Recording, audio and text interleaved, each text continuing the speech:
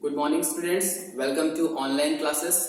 आज हम लोग पढ़ने वाले हैं सेल बायोलॉजी के बारे में। ये बहुत ही इम्पोर्टेंट और बेसिक आपका चैप्टर है। मतलब कोई भी बायोलॉजी का स्टूडेंट जब भी बायोलॉजी स्टार्ट करता है तो इस चैप्टर को सबसे पहले पढ़ता है और ये आप समझ सकते हैं कि नींव बिल्डअप करता है किसी भी बायोलॉजी के लिए। तो सबसे पहले हम लोग जान लेते हैं कि सेल क्या होता है। What is cell? सेल को हिंदी में हम लोग कोशिका बोलते हैं।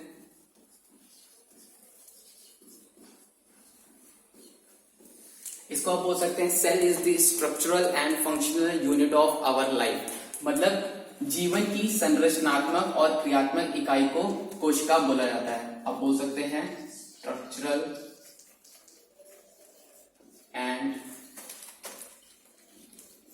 Functional unit of life. मतलब जीवन की क्रियात्मक और संरचनात्मक इकाई। इसका क्या मतलब है? इसका मतलब यह है कि इस पृथ्वी पर जितने भी जीवित प्राणी हैं उन सब का निर्माण एक कोशिका से लेकर बहुकोशिका से हुआ है। मतलब जीवन की सबसे बेसिक जो चीज है वो क्या है? वो कोशिका है। अब हम जानते हैं कि कोशिका जो है सबसे पहले कैसे खोजी गई, कैसे इसका पता चला। तो एक वैज्ञानिक थे रॉबर्ट हुक।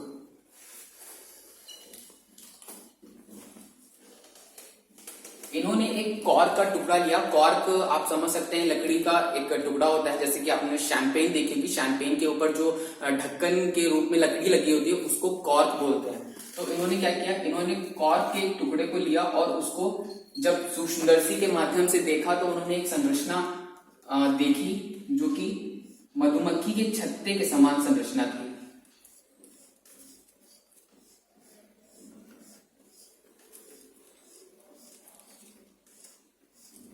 इस प्रकार की उन्होंने संरचना देखी और इन्हीं बॉक्सेस को उन्होंने नाम दिया सेल। 1665 में इन्होंने सबसे पहले मृत कोशिका की खोज की। ये सेल तो खोजी लेकिन ये कैसी थी? डायड सेल थी, क्योंकि ये मृत कोशिका थी। ये इनमें जीवन जो था वो मौजूद नहीं था, इसलिए क्या थी? डायड थी। मतलब ये कभी कभी क्वेश्चन पूछ लेता है आपका एक नंबर में कि डायड सेल की खोज किसने की या लिविंग सेल की खोज किसने की। तो डायड सेल की खोज किसने की? रॉबर्ट हुक ने की। और इसी से मिलता जुलता एक मैं आपको यहीं पे पॉइंट दे देता हूं। बाद में भी इसके बारे में डिस्कशन करेंगे, लेकिन अभी जो बहुत ज्यादा कंफ्यूजन होती है वो ये होती है रॉबर्ट हुक और रॉबर्ट ब्राउन में। रॉबर्ट ब्राउन, जब भी आप रॉबर्ट हुक को पढ़ें तो एक बार रॉबर्ट ब्राउन को जरूर याद कर लें, क्योंकि कभी कभी पूछ लेता है कि सेल की खोज किसने की और ऑप्शन में दो होते हैं, रॉबर्ट हुक और रॉबर्ट ब्राउन, और आप कंफ्यूज जाते हैं कि रॉबर्ट हुक है कि रॉबर्ट ब्राउन है। इसलिए रॉबर्ट ब्राउन ने किसकी खोज की थी? न्यूक्लियस की खोज की थी। अभी न्यूक्लियस के बारे में हम लोग आगे पढ़ेंगे, इसलिए आपको ज्यादा टेंशन लेने की जरूरत नहीं कि न्यूक्लियस क्या होता है। तो बस ये याद रखिए कि न्यूक्लियस की खोज रॉबर्ट ब्राउन ने की थी और सेल डायड सेल की खोज रॉबर्ट हुक ने 1665 में की थी। और किसमें देखा था? कॉर्क में देखा था। कैसी संरचना थी? जालीनुमा संरचना थी, मधुमक्खी के छत्ते के समान संरचना थी, जिसको उन्होंने क्या नाम दिया? सेल नाम दिया। अब आपके मन में क्वेश्चन उठ रहा होगा कि सर डायड सेल की खोज रॉबर्ट हुक ने की, तो लिविंग सेल की खोज कैसे हुई या कहां से हुई? तो हम लोग जानते हैं, देखते हैं किसने लिविंग सेल की खोज की थी।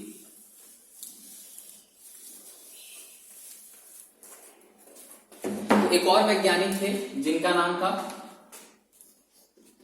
एंटोनी वॉन लीवेनहॉफ।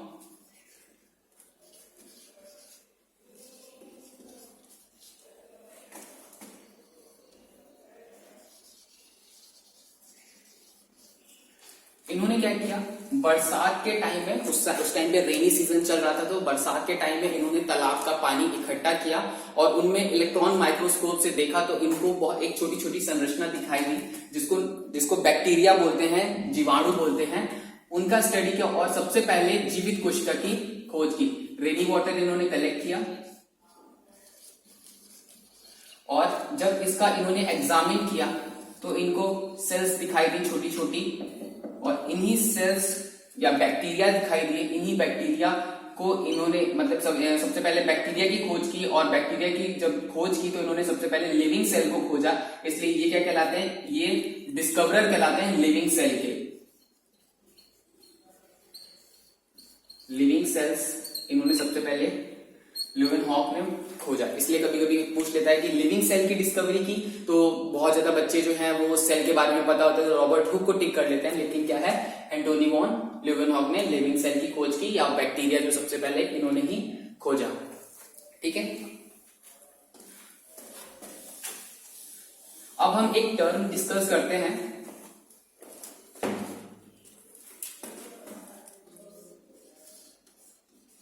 साइटोलॉजी। कोशिका विज्ञान इसको बोला जाता है। तो साइटोलॉजी को आप बोल सकते हैं the branch of biology in which we study about the cell is known as cytology. मतलब विज्ञान की वह शाखा जिसमें हम कोशिका का अध्ययन करते हैं, साइटोलॉजी कहलाता है। ठीक है, तो लिख सकते हैं आप, विज्ञान की वह शाखा जिनमें हम कोशिका का अध्ययन करते हैं। विज्ञान की वह शाखा जिसमें हम कोशिका का अध्ययन करते हैं, साइटोलॉजी कहलाता है। ठीक है, तो आपको पता होना चाहिए कि फादर ऑफ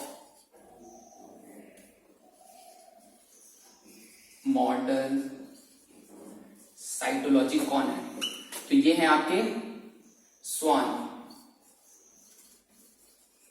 स्वान एक वैज्ञानिक हैं जिनको बोला जाता है फादर ऑफ मॉडर्न साइटोलॉजी। और कभी कभी पूछ लेता है कि भारतीय कौन है, तो फादर ऑफ इंडियन साइटोलॉजी कौन है? तो ये हैं ए.के. शर्मा। ए.के. शर्मा जो है वो है फादर ऑफ इंडियन साइटोलॉजी। अब कुछ छोटे छोटे क्वेश्चन एक एक नंबर में पूछ ले जाते हैं आपसे कि लार्जेस्ट सेल कौन सी है? तो लार्जेस्ट सेल जो है आपका ऑस्ट्रिच एग। ऑस्ट्रिच एग आपको पता होगा, ऑस्ट्रिच शुतुरमुर्ग को बोलते हैं। तो ऑस्ट्रिच एग जो है इसकी कोशिका दुनिया में सबसे बड़ी कोशिका होती है। ठीक है, तो ये एनिमल में होगी। और प्लांट में बोले तो एसिटेबुलेरिया एक एल्गी होती है, उसमें स्टडी करके बताया कि वो जो है वो लार्जेस्ट एल्गी मतलब लार्जेस्ट सेल होती है आपकी। तो यहां पे अगर प्लांट में पूछ लेगा तो एसिटेबुलेरिया, ये एक प्रकार की एल्गी है। ठीक है, एसिटेबुलेरिया ऑस्ट्रिच। अब पूछ लेगा स्मॉलेस्ट कौन सी है? स्मॉलेस्ट सेल, तो स्मॉलेस्ट सेल को आप बोल सकते हैं PPLO, या फिर इसी का नाम है दूसरा माइकोप्लाज्मा।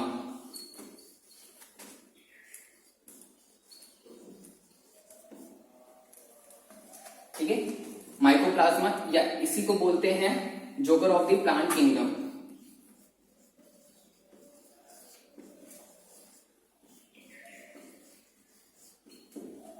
PPLO का फुल फॉर्म क्या होता है? Pleuro pneumonia like organisms. Pleuro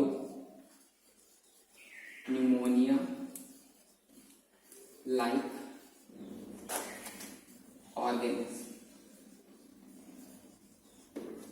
ठीक है, अब अगर पूछ लेता है आपसे कि लॉन्गेस्ट सेल कौन सी होती है? लॉन्गेस्ट, ये थी लार्जेस्ट और एक होती है लॉन्गेस्ट, सबसे लंबी कोशिका। तो ये आपकी होती है नर्व सेल। तंत्रिका तंत्र की जो कोशिकाएं होती हैं, नर्व सेल्स, वो सबसे लंबी होती हैं, नर्व सेल्स। तो ये कुछ पॉइंट्स थे जो आपको बायोलॉजी में बेसिक 1 या 2 नंबर में हमेशा पूछ लेता है। मोस्टली 1 नंबर में पूछता है, ऑब्जेक्टिव में आपके हमेशा ये क्वेश्चंस आपके पूछ ले जाते हैं कि लार्जेस्ट कौन सी है या फादर कौन है, ये सारी चीजें। ये आपका 1-2 नंबर पे क्वेश्चन पूछ लिया जाता है कि कोशिका क्या है, या साइटोलॉजी क्या है, कोशिका विज्ञान क्या है। अब हम लोग देखते हैं कुछ टॉपिक, जैसे कि आता है सेल थ्योरी। इसके बाद हम पढ़ते हैं सेल थ्योरी के बारे में। कोशिका सिद्धांत जिसको हिंदी में बोलते हैं।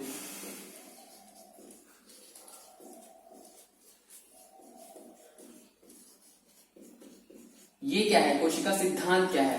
तो देखिए, कोशिका सिद्धांत जो है वो दो वैज्ञानिकों ने दिया। सबसे पहले एक वैज्ञानिक थे स्लाइडेन,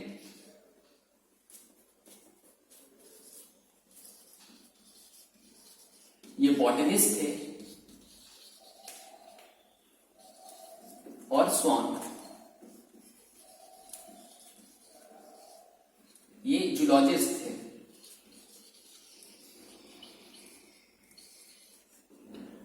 आई थिंक आपको पता होगा, ये बेसिक चीज है कि बॉटनिस्ट कौन होते हैं और जूलॉजिस्ट कौन होते हैं। जूलॉजी मींस जो एनिमल्स पे या लिविंग ऑर्गेनिज्म पे मतलब एनिमल्स पे जो स्टडी करते हैं उनको जूलॉजिस्ट बोलते हैं, जो प्लांट्स पे स्टडी करते हैं उनको बॉटनिस्ट बोलते हैं। तो स्लाइडन और स्वान दो साइंटिस्ट थे, इन्होंने बहुत सारे रिसर्चेस की, स्टडीज की और बताया कि इस पृथ्वी पर जो भी लिविंग बीइंग्स हैं, जितने भी जीवित प्राणी हैं, वो सेल से मिलकर बने हैं। मतलब सेल जो है वो बेसिक यूनिट है किसी भी ऑर्गेनिज्म की। ये बात इन्होंने बताई।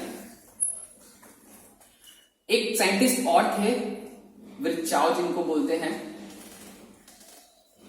विर्चाओ, इन्होंने भी स्टडी की इसके बारे में, फर्दर स्टडीज की इनकी स्टडी करने के बाद, और बताया ये बहुत इंपॉर्टेंट है, ओमनिस सेलुला ई सेलुला। बहुत क्वेश्चन उठे हैं इससे, सीधे पूछ लेता है कि ओमनिस सेलुला ई सेलुला किसने दिया है? तो आरसी विर्चॉव ने दिया है। और पूछ लेता है कि वो इसका मतलब क्या है, ओमनिस सेलुला ई सेलुला। तो इन्होंने बताया, आरसी विर्चॉव ने बताया, इनका पूरा नाम आरसी विर्चॉव है, ठीक है। तो इन्होंने बताया कि कोई भी जो लिविंग बीइंग है वो ओरिजिनेट होता है अपने प्रेजेंट में मौजूद ऑफिस मतलब पेरेंट से। जैसे कोई भी सेल है तो इसी के डिवाइडेशन से या इसी सेल से ही नई सेल्स बनती हैं। मतलब कोई भी लिविंग बीइंग, मतलब कोई भी मानव है या जीवित जंतु है, वो अपने पूर्वजों से ही उत्पन्न हुआ है, वो सडनली अपीयर नहीं हुआ है कहीं से भी। तो कोई भी सेल जो है वो नई सेल को खुद से बनाती है, और जो लिविंग बीइंग्स हैं वो अपने पेरेंट्स से डॉटर के रूप में या संतान के रूप में उत्पन्न हुए हैं। तो ये आरसी विर्चॉव ने बताया कि कोई भी living being pre existing living being से ही ओरिजिनेट हुआ है, सडनली अपीयर नहीं हुआ है। ये आरसी विर्चॉव ओमनिस सेलुला ई सेलुला का मतलब होता है। ये आपकी सेल थ्योरी थी। सेल थ्योरी में यही मतलब कि यही बताया गया था आपका कि कोई भी जो कोई भी एनिमल्स है वो सेल से ओरिजिनेट हुआ है। ओमनिस सेलुला ई सेलुला का मतलब यही है कि कोई भी ऑर्गेनिज्म जो है वो सेल से ही मिलकर बना है, और सेल जो है वो आगे की जो संतान है वो सेल डिवाइडेशन से ही होता है। मतलब प्री एग्जिस्टिंग लिविंग बीइंग ही लिविंग बीइंग को जनरेट करता है, उत्पन्न करता है। और भी इसमें कुछ बातें थी, जैसे कि जो जीवन का भौतिक आधार है, मतलब कोई भी ऑर्गेनिज्म जो है, कोई भी सेल जो है वो जीव द्रव्य से मिलकर बनी है। जीव द्रव्य, जिसे जीवन का भौतिक आधार भी बोला जाता है।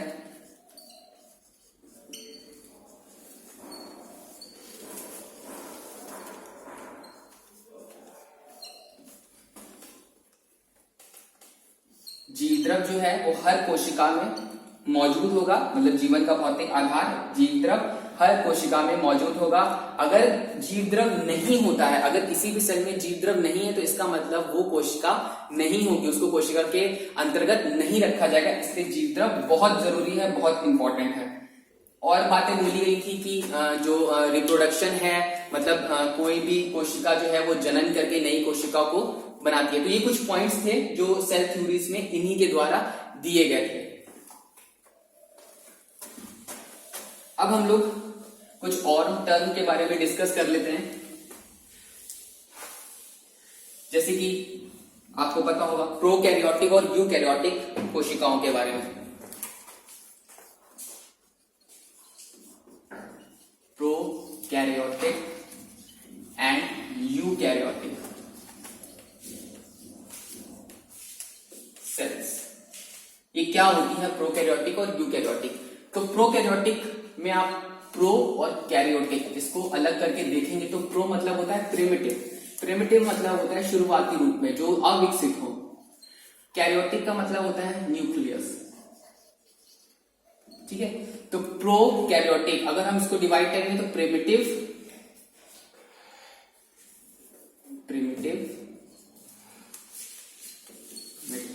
न्यूक्लियस। प्रिमिटिव मतलब शुरुआती, न्यूक्लियस मतलब केंद्रक, मतलब जिसका केंद्रक जो है वो शुरुआती तौर पे हो, अविकसित हो, बहुत ज्यादा विकसित ना हो, तो वो प्रोकैरियोटिक ऑर्गेनेल्स कहलाते हैं या प्रोकैरियोटिक सेल्स कहलाएंगे। जैसे कि आपकी बैक्टीरिया हो गई, कुछ प्रिमिटिव फंगस हो गए, एल्गीज हो गई, ये सारे एग्जांपल्स हैं इनके प्रोकैरियोटिक के। यूकैरियोटिक मतलब होता है वेल, और कैरियोट का मतलब होता है न्यूक्लियस। जिसका न्यूक्लियस वेल डेवलप हो वो यूकैरियोट्स में आता है। जितने भी प्लांट्स, एनिमल्स आज में एडवांस फॉर्म में हैं वो यूकैरियोटिक सेल से मिलकर बने हैं। अब देखते हैं इसका स्ट्रक्चर देख लेते हैं, तो आपको बहुत हद तक मदद मिल जाएगी कि कैसा होता है ये।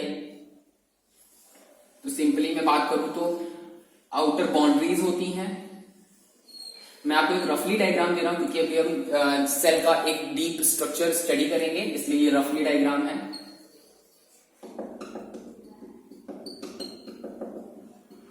तो समझ सकते हैं आप कि सिर्फ आउटर मोस्ट लेयरिंग होती है और अंदर जो है क्रोमैटिक मटेरियल होता है, जेनेटिक मटेरियल होता है और सिर्फ प्लाज्मा होता है, अंदर फ्लूइड भरा होता है।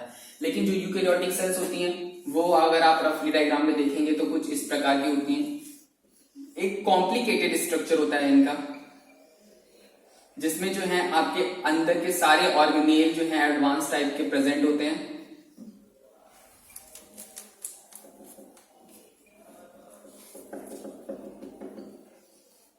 ठीक है, मैं बहुत रफली डायग्राम बना रहा हूं इसका।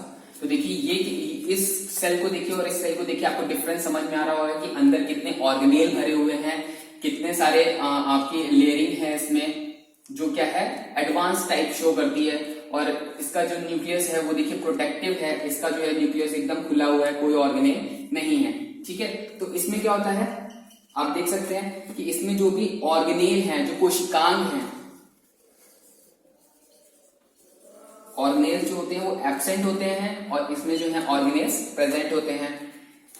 प्रिमिटिव न्यूक्लियस होता है, वेल न्यूक्लियस होता है। जो न्यूक्लियोप्लाज्म है, न्यूक्लियर मेम्ब्रेन है, न्यूक्लियर मेम्ब्रेन है वो एब्सेंट होती है, इसमें प्रेजेंट होती है। न्यूक्लियर मेम्ब्रेन, इस मेम्ब्रेन को बोलते हैं, ये इसको बोलते हैं। ठीक है, इसमें जो राइबोसोम्स हैं, अभी आप राइबोसोम्स इन सब चीजों के बारे में आगे पढ़ेंगे। जो राइबोसोम्स हैं वो 70S टाइप्स होते हैं।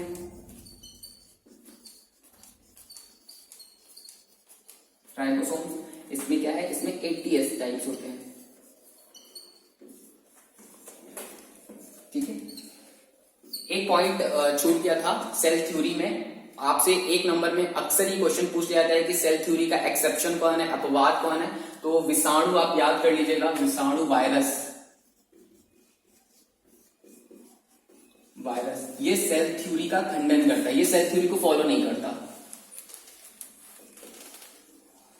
सेल थ्योरी को ये फॉलो नहीं करता। क्यों? क्योंकि जो विषाणु होते हैं, वायरस जो होते हैं, वो ए सेलुलर होते हैं। आपको पता होना चाहिए कि ए सेलुलर क्या होता है। ए सेलुलर, यूनिसेलुलर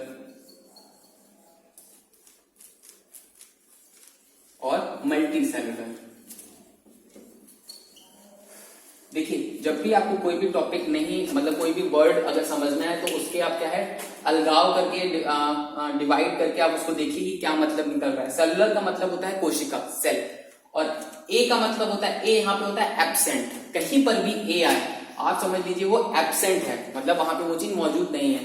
तो जिसमें कोशिका नहीं होती है, जो कोशिकाओं से नहीं बना होता है, उसको ए सेलुलर कहते हैं। ये बहुत रेयर होता है। तो जो वायरसेस होते हैं वो ए सेलुलर होते हैं, उनमें कोशिका नहीं होती। अगर आपसे पूछे ए सेलुलर ऑर्गेनिज्म कौन है तो आप बोलेंगे विषाणु, वायरसेस। यूनिसेलुलर, यूनि का मतलब होता है वन, जो एक कोशिका से मिलकर बने होते हैं। वन, जो एक कोशिका से मिलकर बने होते हैं वो यूनिसेलुलर होते हैं। जैसे कि आपके मोस्टली एग्जांपल्स हैं प्रोटोजोअन्स। प्रोटोजोअन्स में एमीबा हो गया, पैरामीशियम हो गया, यूग्लिना हो गया, ये सारे ऐसे एग्जांपल हैं जो एक कोशिका से मिलकर बने होते हैं। और मल्टी सेलुलर, जैसे कि हम, आप, जितने भी प्लांट्स, एनिमल्स एडवांस फॉर्म में प्रेजेंट है वो क्या होते हैं, मल्टी सेलुलर, ढेर सारी कोशिकाओं से मिलकर बने होते हैं। तो वायरस जो है वो कोशिका से मिलकर नहीं बना होता है, पहला खंडन। दूसरा ये कि इसमें जीवन का भौतिक आधार प्रोटोप्लाज्म नहीं होता है, ठीक है। ये बाहरी रूप में मरे हुए होते हैं, लेकिन जैसे ही बॉडी के अंदर जाते हैं वैसे ही ये एक्टिव हो जाते हैं, इसलिए ये बहुत सारी चीजों में फॉलो नहीं करता है सेल थ्योरी को, जिससे ये सेल थ्योरी का खंडन करता है, ठीक है। तो प्रोकैरियोटिक और यूकैरियोटिक भी आप लोग को समझ में आ गया होगा कि प्रोकैरियोटिक जो होती है वो प्रिमिटिव न्यूक्लियस होता है, जो यूकैरियोटिक सेल्स होती हैं वो वेल न्यूक्लियस होता है, वेल टाइप की। आप समझ सकते हैं यूकैरियोटिक मतलब एडवांस टाइप की सेल्स जो हम और आप में प्रेजेंट होती है। प्रोकैरियोटिक सेल्स जो होती हैं वो वेल डेवलप नहीं होती हैं, जो कि क्या है आपके स्मॉल ऑर्गेनिज्म में, माइक्रो ऑर्गेनिज्म में प्रेजेंट होती है, जैसे बैक्टीरिया हो गए, फंगस हो गए, इन सारी जगहों पे इन सब जो ऑर्गेनिज्म है इनमें प्रेजेंट होती है। ये सारे पॉइंट्स जो हैं वो आपको मे बी अभी नहीं समझ में आए होंगे, क्योंकि अभी आपने पूरा सेल का स्ट्रक्चर नहीं पढ़ा है, लेकिन जब ये चैप्टर फिनिश होगा तब आप इसको एक बार जरूर देखिएगा, तो ये चीजें सारे पॉइंट्स आपको इजिली क्लियर हो जाएंगे। नहीं होंगे तो मैं एक बार फिर से आप लोग को प्रोकैरियोटिक और यूकैरियोटिक में डिफरेंस बता दूंगा।